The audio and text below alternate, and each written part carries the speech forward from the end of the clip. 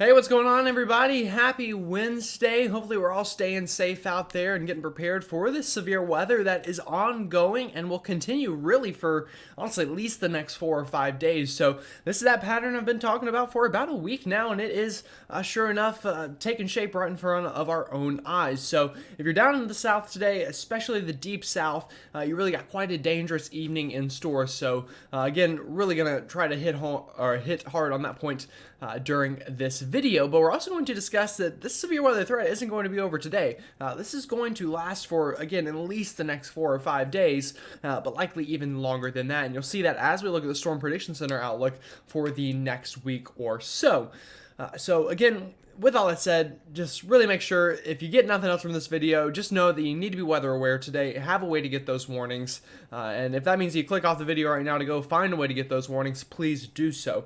With that said, though, let's go ahead and start talking about the forecast. So, again, same pattern we've been seeing over the past couple of days. Big time low pressure still spinning away up here into the northern part of the country. But, again, this is finally beginning to work its way east. But with that, it is bringing a pretty vigorous stream of kind of wind energy here to the south. And that combined with, this southerly flow out of the Gulf that you can very clearly see on satellite here, we're getting a lot of that spinning and turning with the winds down here. And that is leading to some pretty vigorous thunderstorms this afternoon. And on satellite, or excuse me, on radar rather, you can see that down here into the southern part of the country. In fact, we already have a tornado warning right now down here, right really near Texarkana in two sections of Arkansas this evening. And again, by the time you're watching this, I'm sure that has expired, but nonetheless, these storms all still carry that potential. And I think it even looks like we have a tornado warning down here in Georgia at the time of recording this as well. And you can kind of tell pretty well, look at the shape of these storms. This is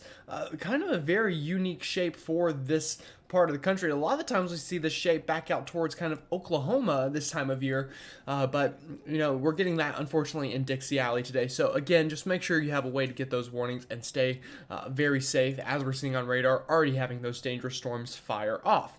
Now, as we look up into the northeast, again, very clearly, here's that low pressure continuing to spin away here, and the good news is at least finally beginning to work its way out. So up into the northeast, again, some scattered showers tonight. Luckily, less of a severe weather threat, although still one up here as well. You can tell we do have some stronger storms here on the southern end of this low pressure. This will likely swing through the Philly area and through Trenton and even into NYC going into this evening. And again, these storms could also, pack quite a punch, and wouldn't even be surprised to get a brief tornado with those as well. So overall, looking at today's threat, we'll start with the small one here. Again, we have a marginal risk up here into the northeast because of those storms I just talked about. And again, all hazards possible there, but mainly wind damage and even a brief spin of tornado possible there. Now, the big story obviously is down here in the south where we have a moderate risk. And again, this is very impressive to see for the middle of June in this part of the country. Again, once we get to this time of the year, we're normally expecting these kind of storms back out into the northern plains. So seeing this down here into the deep south is quite interesting to say the least. But again, the big threats are pretty much everything today. Really, though, tornado threat is quite large today in this red area as well as the orange area here. So really watching for you folks down there for that continued tornado threat.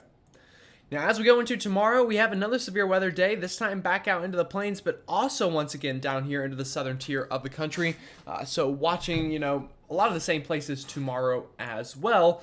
And then as we get into our Friday, another severe weather day, once again, kind of right here in the same place, as, all of this is just being aided by that continual flow of energy and precipitation here through this kind of belt of the country. So as I, show radar through this evening, again, I want you to notice kind of where this cluster of storms here goes, and we'll talk about the timing on that as well. So again, this is kind of about the time I'm recording this. This is what we're seeing. Very widespread severe thunderstorms and even tornadic storms here into southern Alabama and Georgia. And again, that will continue. Also note this other cluster of storms back out towards Louisiana that we also looked at on radar. Now, as we go through this evening, these are going to continue to push off to the east-southeast, and As we get, even into the 6, 7, 8 o'clock time frames, a lot of places are going to get hit kind of twice here. So if you're in southern Alabama right now, you're getting this first round of storms, but as we go later into this evening and more into the overnight, another round's going to swing right on through again. So kind of a bit of a double doozy here for a lot of folks as, we progress through the evening. And luckily, I think once we get past midnight, the severe threat should die down pretty significantly, and things should improve, at least in that department, although still plenty of scattered showers and thunderstorms as we go throughout the rest of the overnight hours. Now, as I move this kind of out a little bit and show you just the East Coast as a whole, again, you'll notice a couple things. One, the severe weather in the south. Also, this low pressure continuing to push off to the east as well. So as we move this into this evening, this is 5 o'clock I'm showing you here, so probably about the time that you're watching this video. This is what we'll be looking at. Again, still widespread severe weather in the south, and also some scattered severe weather up into the northeast as that low pressure swings on through. Now, as we get more into about the midnight hour, the severe weather threat dies down, but still scattered showers into the northeast as well as the southeast as all this energy continues to swing on through. Now, once we get into tomorrow afternoon, things do look to improve overall speaking. So looking at 3 p.m. tomorrow afternoon, you'll notice in the northeast and kind of the Midwest here, much nicer than it has been recently at least. Now that being said, can't rule out some afternoon showers and storms, but less widespread rain I think tomorrow afternoon. Now in the south, again, still scattered showers and storms that have the chance to become severe, and we'll be watching that even into tomorrow as well. So as we move this into 8 p.m. tomorrow, again, you'll still notice scattered showers and storms possibly firing up here in locations, but overall not nearly as widespread of an event tomorrow compared to today.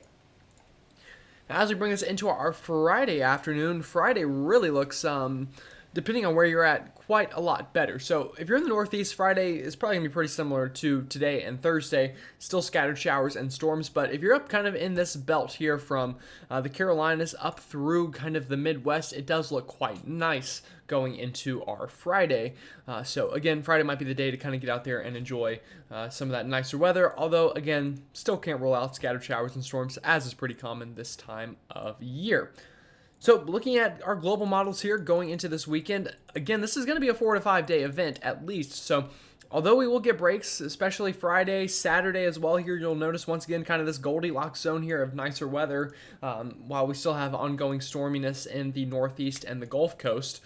Once we get into this weekend though, I am expecting another low pressure system to develop. So this is going into Saturday evening and Sunday morning. You'll notice here's another pretty strong low pressure getting going, and this as well is going to track eastbound going into early next week. So this is going into next Monday afternoon. You'll notice working its way into the East Coast and into the Southeast, and even going into next Tuesday, still kind of hanging around a little bit, causing some trouble. And that could even last into next Wednesday or Thursday while this thing kind of figures out where it wants to go and what it wants to do. Now, this very well could kind of phase off the coast and become a bit of a low pressure on the coast and ride up the coast and bring some, pretty widespread showers and storms for some folks, but that's a little bit too far out there to really know for certain. Just know that the overall pattern is going to continue well into next week and potentially even longer than that. This is, going way out there, but the GFS, even going into late June, continues this overall pattern of low pressure crossing the country and with it bringing strong storms. So definitely going to watch that. Now, again, the Storm Prediction Center is well prepared for this. Day 4, they already have an outlook out here for that next low pressure system. So this would be, let's see, today's Wednesday, Thursday, Friday. This is for Saturday afternoon. You'll notice, again, they already have an area up here for sections of Kansas and Oklahoma. And as we get into our Sunday afternoon, another area of some severe weather possible with that next low pressure system, and this one could impact our Father's Day plans. So definitely watching out for that. If you plan on grilling for your dad or barbecuing for him, we might have to, maybe put a bit of a check on that this year, depending on where you are at. But we'll definitely discuss that more as we get closer to it. Now, discussing some more of the kind of long-term stuff, 6 to 10 days out, still expecting cooler than average weather here in the east. It feels like this will never end, but again, I'm sure a lot of folks are very happy with it.